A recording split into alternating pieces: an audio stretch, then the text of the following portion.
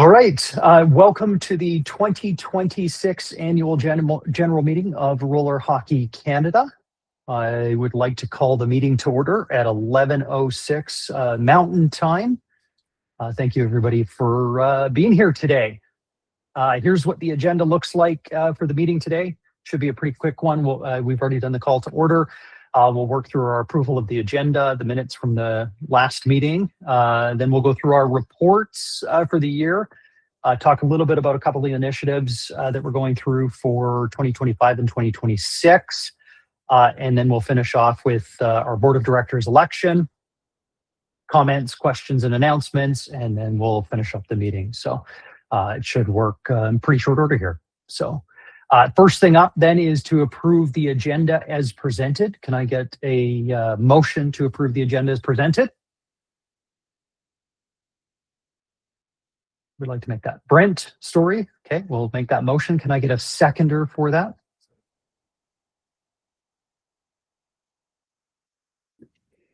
I can second. Awesome. Malcolm will second. All right, and then to vote on this, we'll use the hands up function on your Google Meet. So first off, all in favor of the motion to approve the agenda as presented?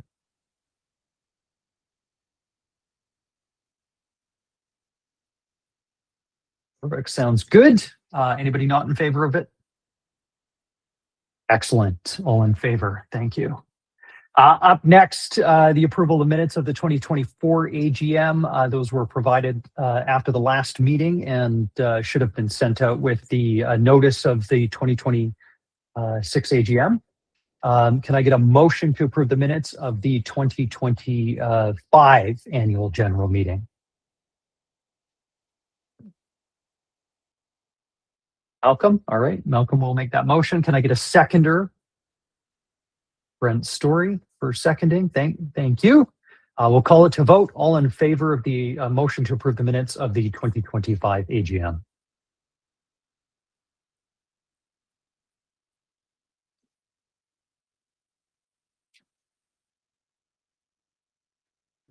Awesome. Okay.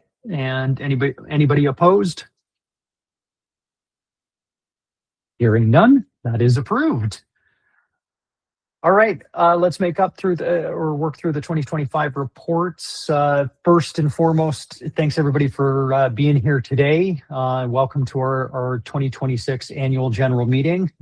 Wish it could have been on better terms with the result of the hockey game today, but here we are. Still proud of our team, but could have done with a better result.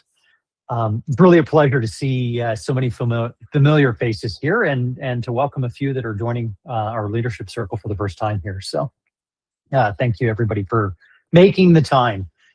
We're here today because we share a common passion for this sport, whether you're running a league in a small town or managing a provincial association like Ted is. Your dedication is the reason that roller hockey continues to thrive here in Canada. So I wanted to kick off with a positive story in roller hockey this year, just by reflecting on the growth we've continued to see in the sport. When we look at our registration data from the past year, which I'll dive a little bit more into shortly, the story really is one of resilience and steady growth. AMRA continues to lead the way, which is currently our only provincial sport organization. They climbed from 1,301 registrations in 2024 to an impressive 1,533 this past year. North Shore in BC has also seen significant gains. They reached nearly 1,200 members last year. And even in our smaller and emerging leagues from Marystown to St. John, we're seeing the grassroots effort really pay off, and that's wonderful to see. And these just aren't numbers on a spreadsheet as well. They represent more kids on wheels, more competitive opportunities, and a more robust community for our officials and our coaches. Also, over the last year, your board of directors at Roller Hockey Canada has focused on three main strategic pillars, that of governance, unity, and development. 2025 marked the start of an important and ongoing partnership with State Wars to provide more competitive opportunities for our athletes and strengthening the development of our sport.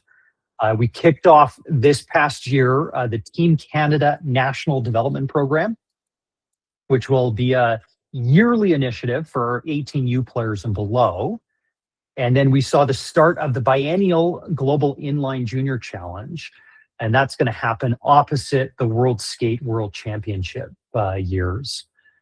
Though we had mixed results across all the age categories, which Ted will recap the entire program a little later in the AGM, the important thing to focus on is not the result really, but the opportunities to grow our sport and support our athletes' development. And these programs now become an important pillar of that progress. In addition to that, the thing that I'm most excited about, it represents an important opportunity to collaborate and partner across our country, focused on seeing the success of our athletes. An important pillar in our sports growth for me has always been our ability to come together in unity for the benefit of our sport. And we'll continue to look for all the ways that we can invest in growing that unity. This year, we also leaned into our partnership with Canada Skateboard, finding common ground in our shared culture between the organizations. 2026 and beyond is going to be about continuing to invest in and strengthen that relationship, especially given that Canada Skateboard is the organization that represents all roller sports in Canada with respect to world skate events. Further, we're in the process of a comprehensive partnership review with Hockey Canada to ensure that our relationship is modern, mutually beneficial, and protective of our sport's unique identity. And again, we'll talk a little bit more about what that is and what it means a little bit later in the presentation. To support the growth we continue to see, I believe it's important to continuously improve, including with respect to our governance structures, ensuring we have the right tools, processes, and people in place.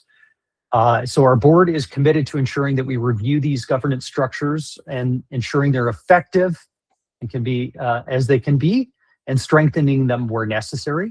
And that's something we'll look to continue to do right throughout 2026.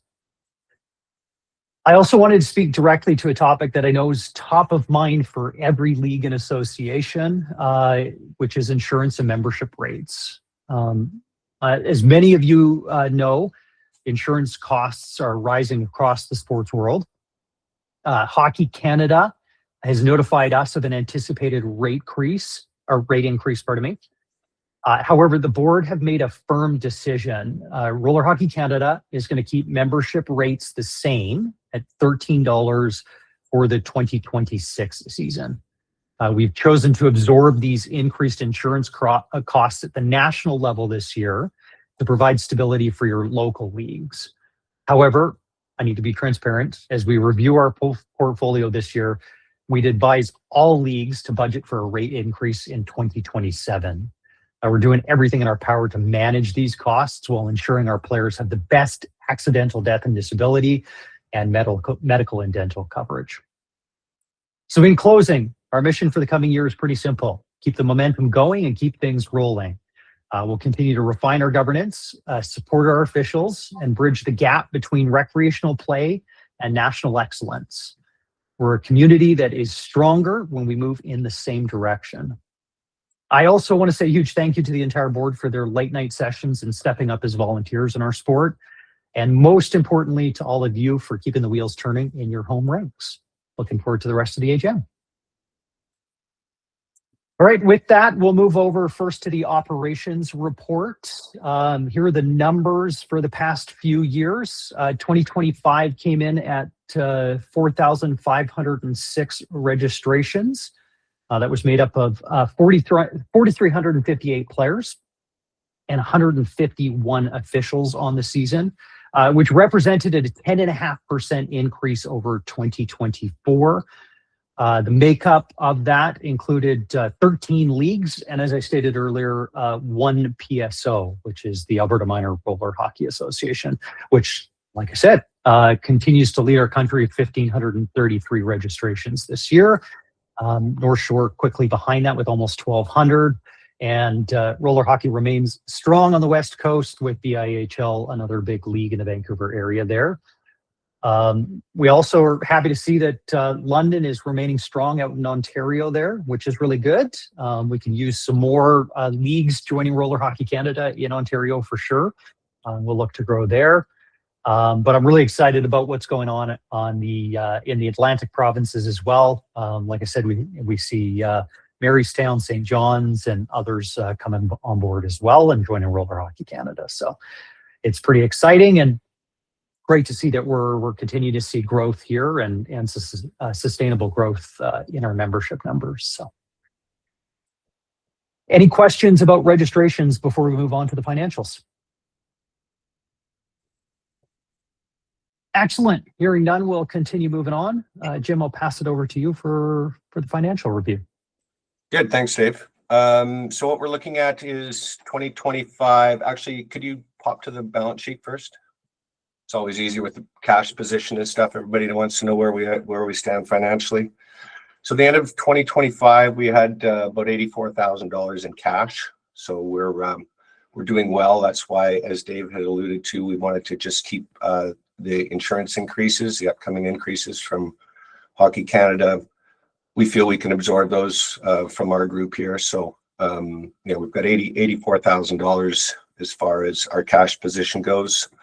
Small accounts receivable was a leagues in, I believe, Saskatchewan, Moose Jaw. We're just working with them to get that sorted out.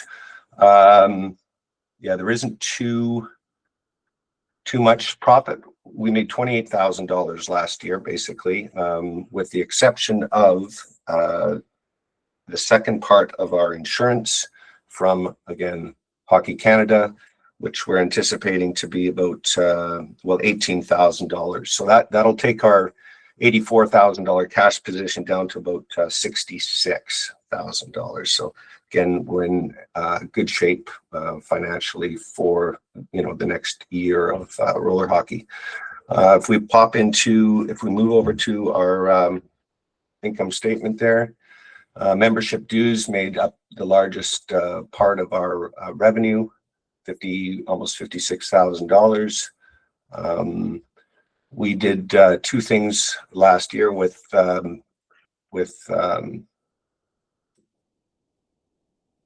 I'm sorry, just losing my spot here. With State Wars, where we looked at a national development program and a global inline junior challenge. That Canada Inline, the Team Canada, the National Development Program, that's every year thing. So we anticipate through Ted's group and stuff with AMRA going to State Wars, these national development camps and such. The Global Inline Junior Challenge, that's every 2 years.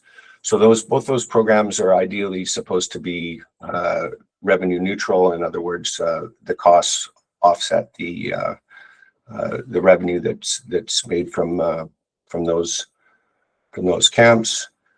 So you can see the 19,800. You can see the costs below there at 13,000. So we made about $7,000. So we're looking at rejigging some of that for next year so that we end up a little more even, I guess, as far as that goes.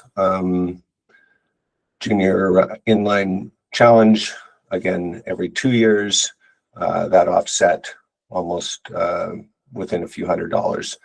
We made about $6,000 compared to $5,600 in costs. Advertising sponsorships, that was, I believe, the pro advertising for the Alberta Pro tournament that was held last year in Edmonton. And I think someone will be talking about that.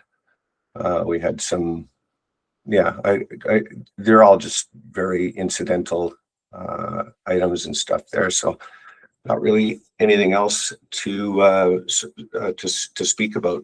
$28,000 in profit. And I think we're in good shape for, the upcoming seasons. Yeah, and I probably would add one small note there, Jim. We didn't see the Hockey Canada membership fees come through the books in 2025.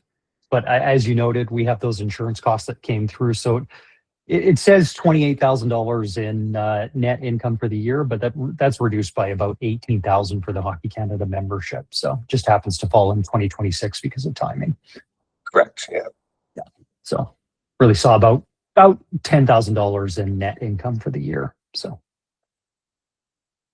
Any questions from any of our participants? Great. okay, hearing no questions, then I will accept a motion to approve the financials for 2025 as presented. Who would like to make that motion? I motion to approve the 2026 financials or 2025 financials. Perfect. Okay. Malcolm, would you like to second that? Sounds good. Okay. We'll call it to vote. All in favor of the motion?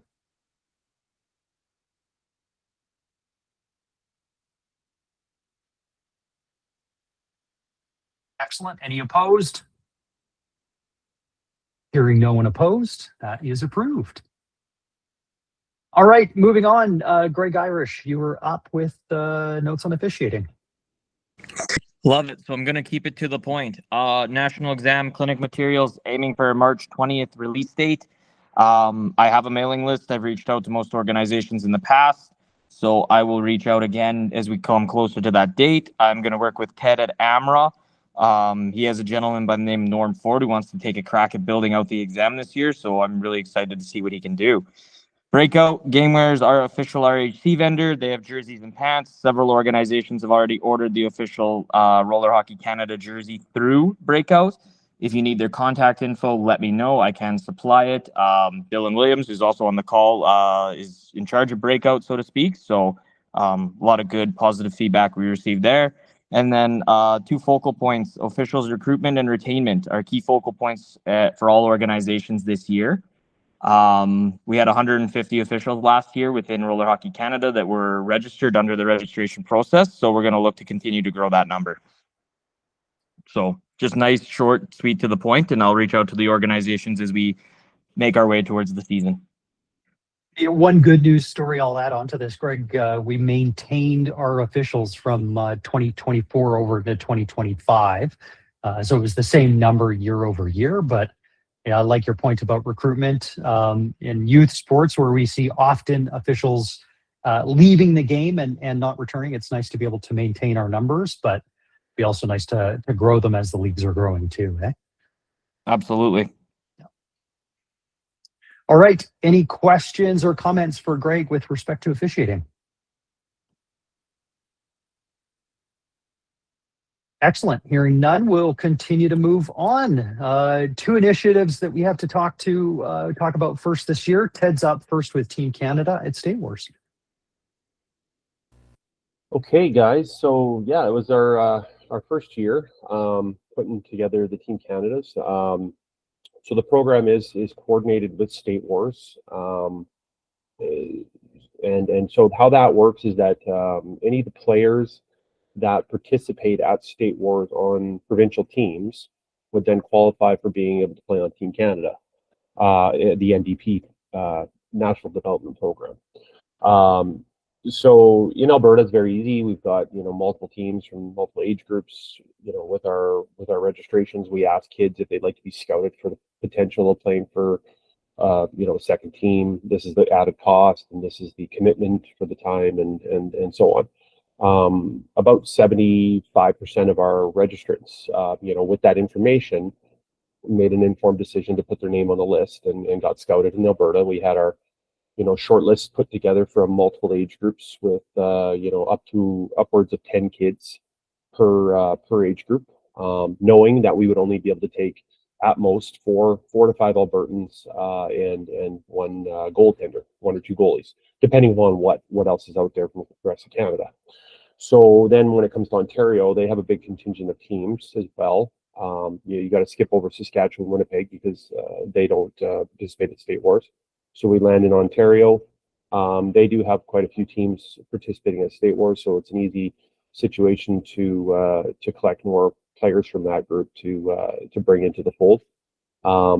We did struggle a little bit with communication because this past year there was multiple tryout locations in Ontario that were not enforced or operated by State Wars, and not having a central point of contact like they do in Alberta, it made things a little bit a little bit all over the place. We like to use other words for it, but it was very difficult for us organizing our Team Canada's for State Wars event when there was 4 or 5 different people to talk to about who they have at tryouts and who wants to participate on the team and what registration program they're using and do they have the information out to the kids and the parents. And it was very complicated. It was very disorganized. So anyways, once we finally wrapped everything up there with Ontario and managed to pull the teams together, this is on the screen. You see the jersey design for this year.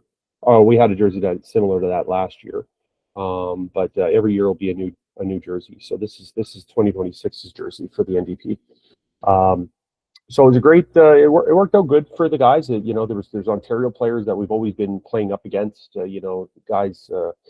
Coaches, players, despised each other as we've been fighting each other for years at State Wars, never getting to know each other other than by the last name, and they actually, a lot of these guys got an opportunity to play together. There was a lot of good relationships that were struck up with these kids and the coaches as well.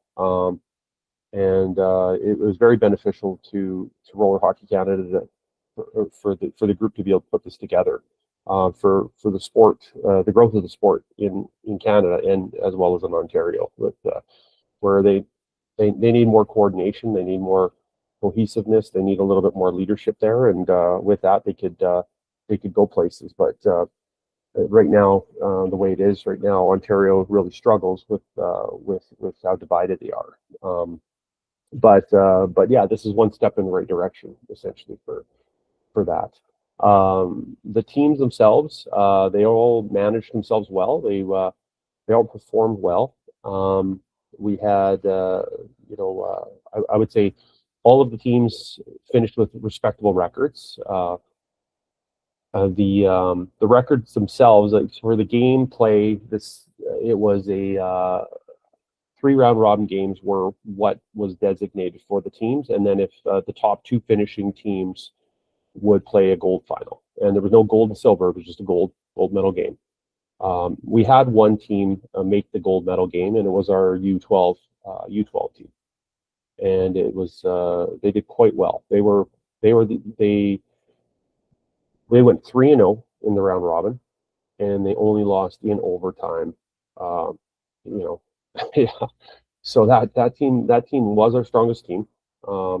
We had a lot of other strong teams, but the Americans had stronger teams. So, we had a record of 1-2 and 0-2-1. And so they all had respectable finishes in the other age groups, but there was ground to be made up there in those other age groups for sure.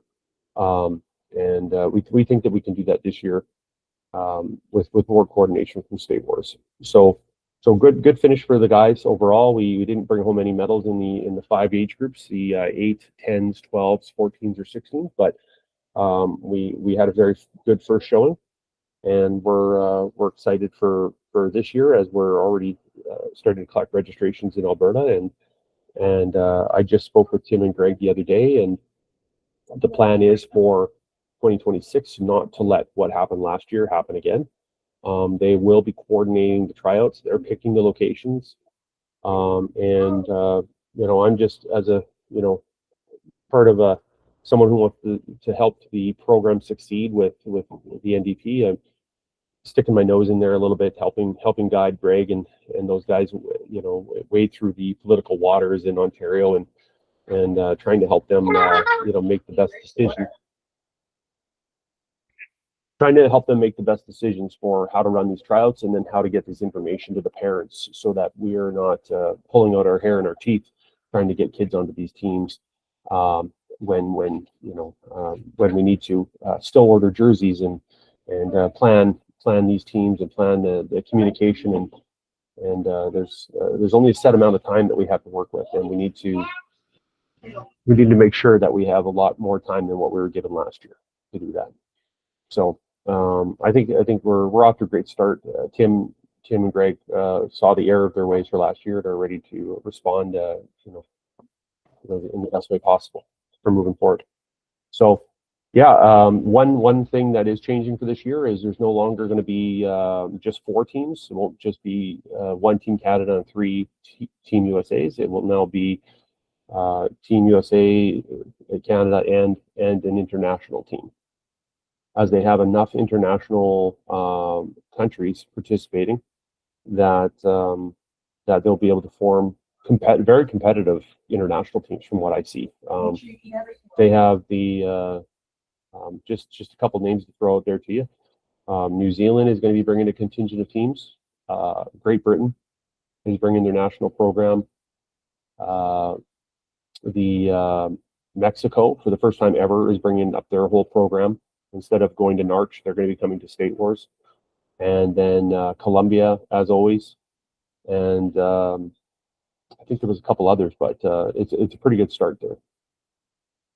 So it's going to be, I think, a very good, an exciting tournament this year for Roller Hockey Canada's teams, and even more excitement with adding another team there, or another team in each division. But that's basically the gist of my report there. Did you want to talk about the Global Inline Junior Challenge as well? Well, yeah, I guess we could talk about that one. I thought I heard you guys cover that, but yeah, essentially the Global Inline Junior Challenge is our junior team. But the next step before they obviously get into the men's division, right? We did have a women's junior team and then a men's junior team, and it's a stepping stone onto the international stage, essentially, right? And I guess what the international body decided that they only wanted to do the men's and women's junior divisions every second year. So State Wars decided that they would like to do that. And Tim at State Wars is very integrated with the American USARS program. So this is no way to be, looked at as like a threat to, the international game and the international tournament. This is basically an opportunity for kids who might miss that opportunity to travel internationally to get this chance to play in a true, international format. And so this is a good thing for the sport, and it is offsetting years so that it's not competing with the tournament at the international level. We did have a strong showing. We were able to. Now this tournament, the Global Inline Junior Challenge, we were not restricted to putting players from just the youth competing teams at State Wars from the provinces. We were able to add kids anywhere in Canada that were Roller Hockey Canada members, and so there was 2 players from BC and 2 players from New Brunswick that were also on this team, as well as multiple Ontario and Alberta kids. And so it was a good opportunity for kids to, the funny thing is, you had a guy from BC and then they immediately say, "Oh my God, the State Wars is amazing," and they only played the one time, and they turn around and says, like, "Any way I can get on Team Alberta next year?" And the answer is no, we can't. We have to try to find you who get you a Team BC. But that's always the question, right? As soon as they get an opportunity to attend this tournament, they get addicted to this and they want to come back. But unfortunately, we won't be able to bring any players from those other places onto Team Alberta. But it was a great opportunity for Roller Hockey Canada to organize a junior team for the men's and women's, and brought in like I said, brought kids from across the country together to make new friendships and an opportunity for them to learn more about how the game is played in different locations. Is there any questions?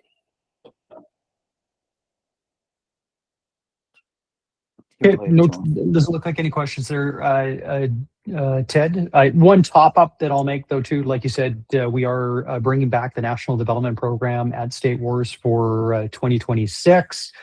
As you noted, coordination, especially out in Ontario, seems to be a big challenge. So one of the things that we're doing this year to help that coordination is we're forming a committee for Team Canada at State Wars, made up of representatives from across the country there, predominantly right now in Alberta, which Ted will represent AMRA on behalf of the committee. And then we've also, I think it's Sean Boarding from Roller Hockey London that will represent Ontario at the moment. Right, Ted? That's right. Yeah, we just got to. I spoke to Sean a little while ago. He's actually stepping down from his role with Roller Hockey London so that he can put more focus and time towards the Team Canada aspect here. He loves the sport, and his kids playing in multiple leagues. So it's got nothing to do with him not being able to his moving away from the game. It's about priority, and it's a good year. Sean's son will be the older birth year this year, so he will be a very good option or selection to the team if he's able to make it. And I think so. It's a good year for Sean to step into that role. Absolutely. And then I think the other note on that one is that we're always looking for more committee members for that. So if anybody's interested, please reach out and let us know. Or if you're interested in taking a team down from another province, Malcolm, I don't know if Newfoundland will have a team at State Wars this year, but if you do and you're interested in Team Canada for the kids, you're more than welcome to join that committee as well. So, Thanks. Yeah, we're working on it. We'll see where we get. Awesome. Okay. Any follow-up questions or comments for Ted on Team Canada? Okay, hearing none, we will continue to move on. I just wanted to quickly update everybody on our Hockey Canada partnership. Just as a keynote, this is something that we've had ongoing. We've been an associate member of Hockey Canada since the National Inline Hockey Association, which is now called Roller Hockey Canada, was formed in 2004. Hockey Canada has elected to revise all of their partnerships and relook at all of them. So they are going to be doing that in conjunction with us over the next year for 2026. They've kind of invited us to reapply for a partnership, though noted that we're not losing any of the benefits that we currently have incurred as part of an associate member of Hockey Canada.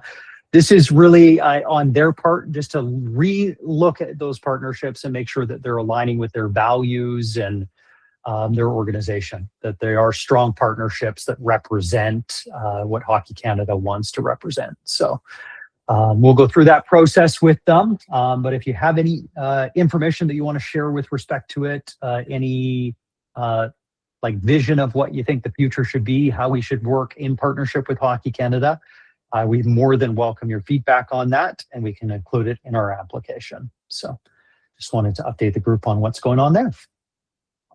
Any questions on the Hockey Canada partnership?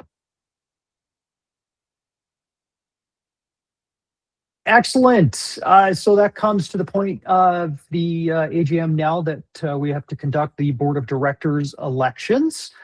So first off, I just wanted to let everybody know that the term is up for myself, Dylan, and Greg.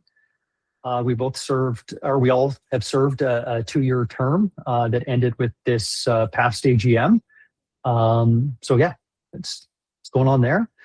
We do have 4 nominations for the Board of Directors for this year. That's already slated. Myself, Dylan, Greg, and Alex Lewis, who is out in Ontario, has decided to put his name forward as well and join us. He's on the call right now. So thank you for everybody there. Is there anybody else on the call that would like to put their name forward for nomination? Okay. Hearing none, I will ask for a motion to nominate the slate of candidates for the Board of Directors for Roller Hockey Canada. Who would like to make that motion? Okay. Jim Pratt has made the motion. Brent Story has seconded it. And we will call it to vote. All those in favor of the motion to nominate the following 4 individuals for the Board of Directors of Roller Hockey Canada.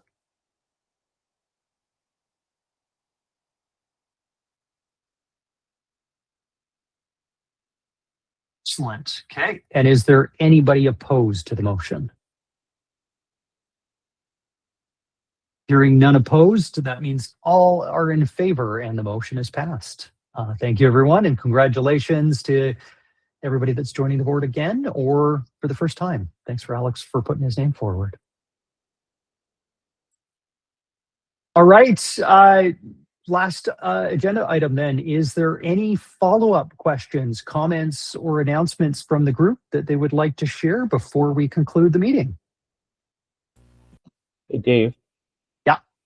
I realize that we've got a lot more information about the national program, how we select players, how we select coaches, you know, what goes into the whole thing. So anybody who's looking for more information on that, because it is tough to you know, paint the whole picture for you at a meeting like this, you can head to the website, Roller Hockey Canada website, and go to the national development page, and it'll show you. You can read through all that information there.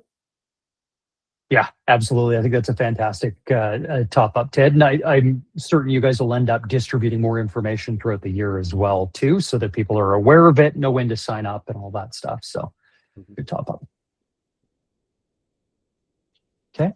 Any other questions? Malcolm. I just, I guess, kind of looking for hints and tips or trade secrets here. So, I mean, we're still a fairly young group. You know, roller hockey in Newfoundland is really about awareness right now and getting the sport out there and showing people what it's about. And, you know, we're getting a lot of positivity this year and numbers like they're growing.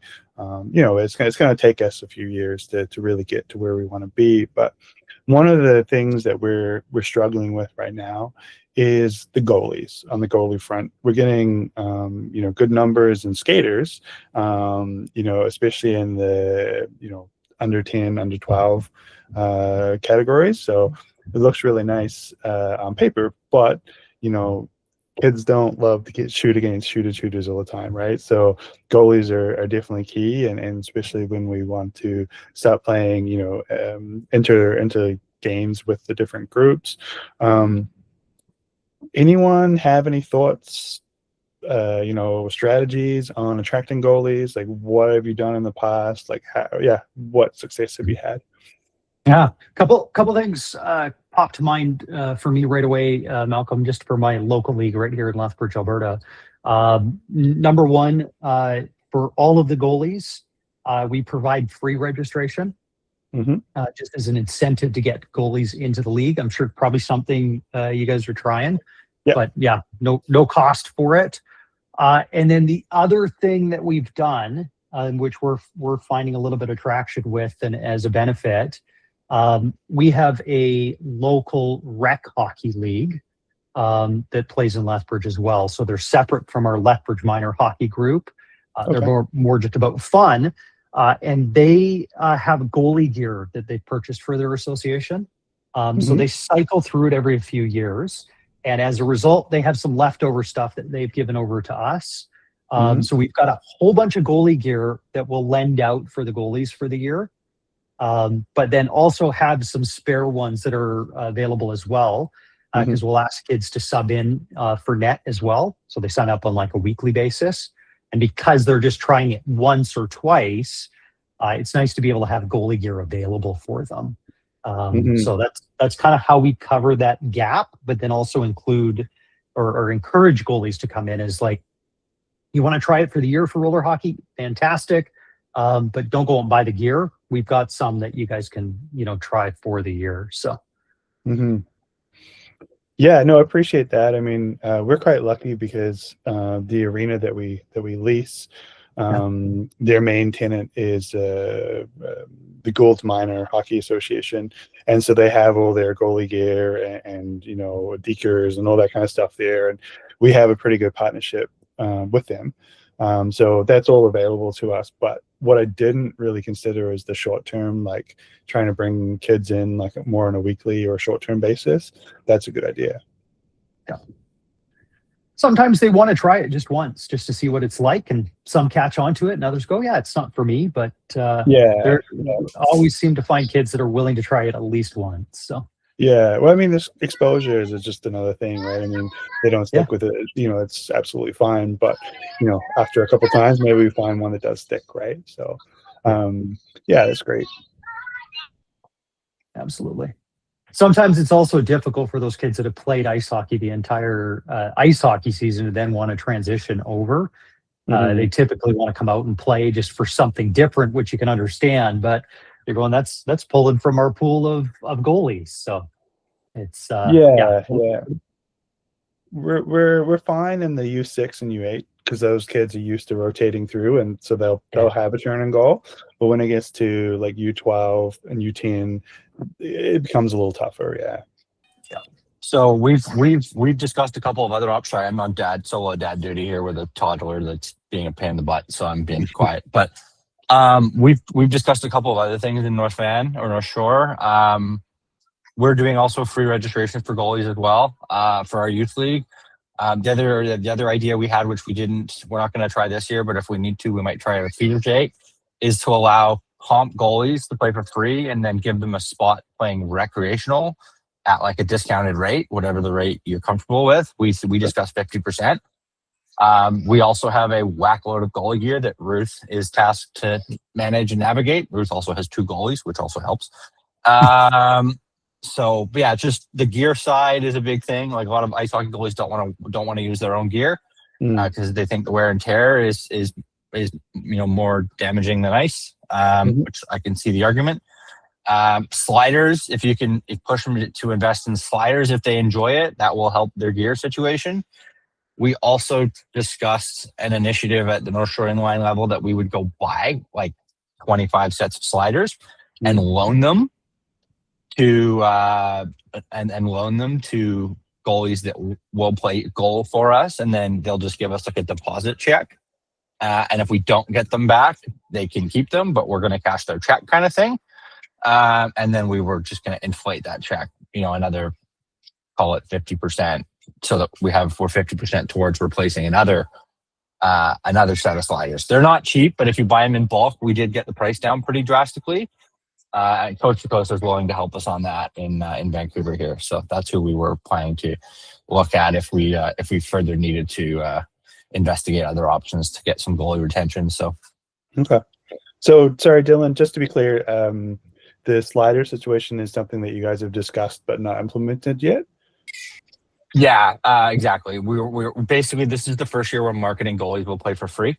Yeah. And then we also have had conversations with some goalies that play like in our recreational level that also play like AAA goalie. Yeah. And we've discussed giving them a discount. We're not doing that this year yet either.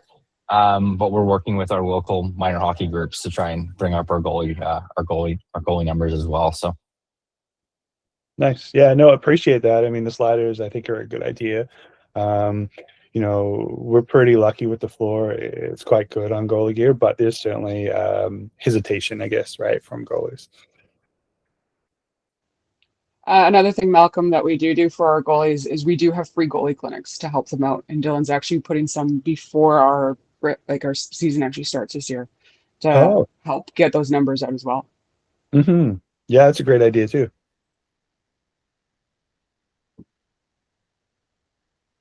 Perfect.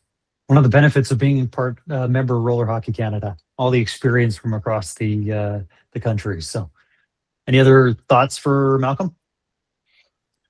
No, I mean, for us, it's just about growth, right? I mean, we have a lot of good stuff happening, and we're in a good position. There's still a lot of conversations about, having a permanent home in the next couple of years, which would be, pretty incredible from where we started last year. One of the big things that like our sort of ownership group, I guess, is doing, it would be to opening a retail store this coming year. So yeah, I mean that's going to be ice focused, but it's also going to have a fairly large and extensive roller hockey section. So just having that again exposure, and being able to tie it right back to what we're doing and having things on hand, it's going to be really exciting and great again for the growth, right? Yeah, absolutely. Okay, perfect. Any other questions, comments, or announcements from the rest of the group? Yeah, sorry, on the goalie topic, we also did, sorry, my toddler's whining. We also do allow our coaches that if they want to go find a goalie and recruit their own goalie for their season, we are going to, we've been allowing that for the last couple of years. So if you have got people that you've identified as coaches already, give them the opportunity to go find their own goalie. Mhm. And if they're playing for free, they're playing for free. It doesn't matter where you get them from as long as you get them. Yeah. It's kind of like a beer league situation, I guess. Yeah, exactly.